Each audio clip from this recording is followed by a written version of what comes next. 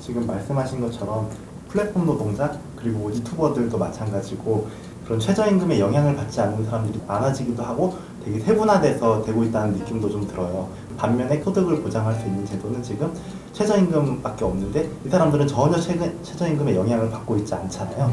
이런 문제에 대해서는 좀 어떻게 해결을 해야 되는지. 최저임금뿐만 아니라 굉장히 불리한 상태에 있죠. 예를 들면 유튜버를 예로 들어볼게요. 유튜브를 하면서 돈을 벌고 있는 분. 당연히 최저임금 적용 못 받고 누가 보장해 주는 것이 아니고 유튜브로부터 구글로부터 돈을 받는 거잖아요. 근데 그 구글은 자기네들 광고 수익 낸 거에서 상당 부분을 떼고 이제 일부를 돈으로 주는 거죠.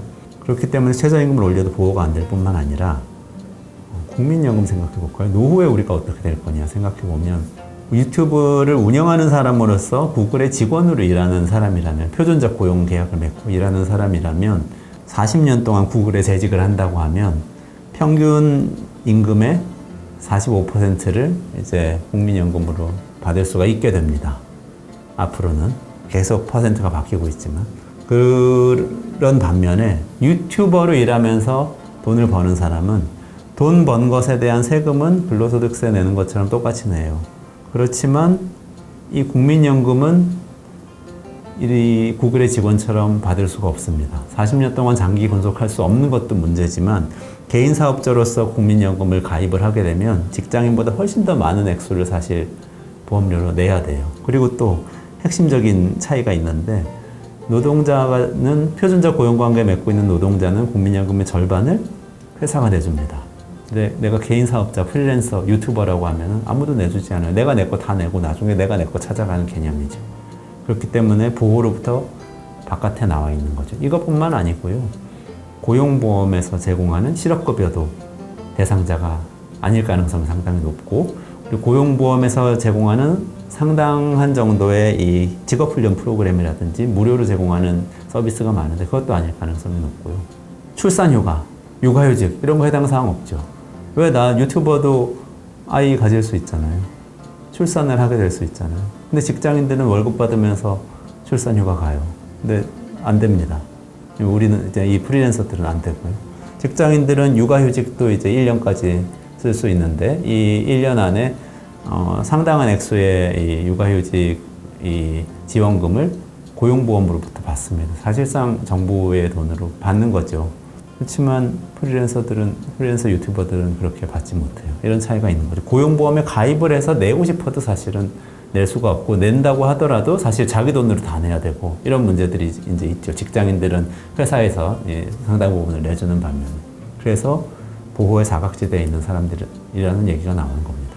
근데 한 가지 궁금증이 드는 게 어떻게 보면 그런 게 개인의 선택일 수도 있다는 생각도 좀 드는데요. 본인이 원하면은 제도의 틀 안으로 들어가면 되는데 본인이 하고 싶은 일에 자발적 노동을 하기 위해서 보호의 틀을 벗어난 사람들이 아닌가라는 생각도 좀 들 수 있을 것 같습니다.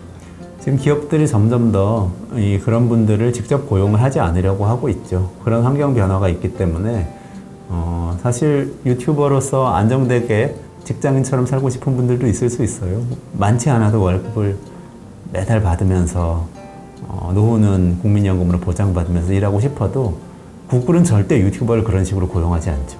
지금 환경이 바뀐 거예요. 과거 같으면 회사에서 파워포인트 만드는 사람들 직접 고용했을 거예요. 하지만 기업에서 지금 고용하지 않죠. 그냥 플랫폼 들어가서 외주 줍니다. 파워포인트 한 건당 몇십만 원씩 내고 만들거든요.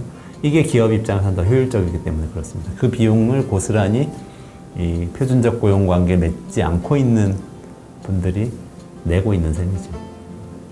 지금 말씀하신 것처럼 보호의 사각지대에 계신 분들의 문제를 해결하기 위해서 아마 김상조 정책실장도 이런 말을 한 것 같은데요.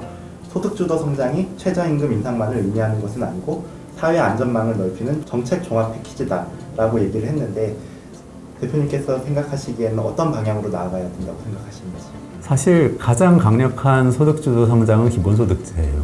소득주도 성장이라는 게 많은 사람들이 구매력이 높아져서 국내에서 돈을 쓰기 시작하면 내수 소비가 활성화되기 때문에 내수 경제가 살아날 수 있다. 지금 오랫동안 우리 내수 경제가 침체해 있는 살아나게 되면 자영업자들, 소상공인들도 좋지만 사실 내수 기업들도 살아날 수 있고 그럼 여기서 고용도 더 많이 생기고 소득도 많이 생기면서 선순환이 된다. 이 얘기 아니겠어요? 그러니까 사실 모든 사람에게 소득이 늘어나도록 해주는 기본소득제 논의 같은 걸 해야 되는 시점이죠. 근데 그게 어렵다면 조금 다른 방식의 사회안전망 논의도 할 수 있다고 생각합니다. 실업부조라든지 그걸 굉장히 강화하는 거죠. 실업급여를 강화하는 문제라든지 또 아동수당이라든지 기초연금처럼 노동을 한 대가로 주는 연금이 아니고 사람이 거기 있기 때문에 자격을 주고 지급하는 그런 이 수당을 좀 강화하면은 소득주도 성장을 강화하는 데 도움이 되는 거라고 생각하고요. 아마 지금 김상조 실장도 그런 점을 염두에 두고 있지 않나 하는 생각이 듭니다.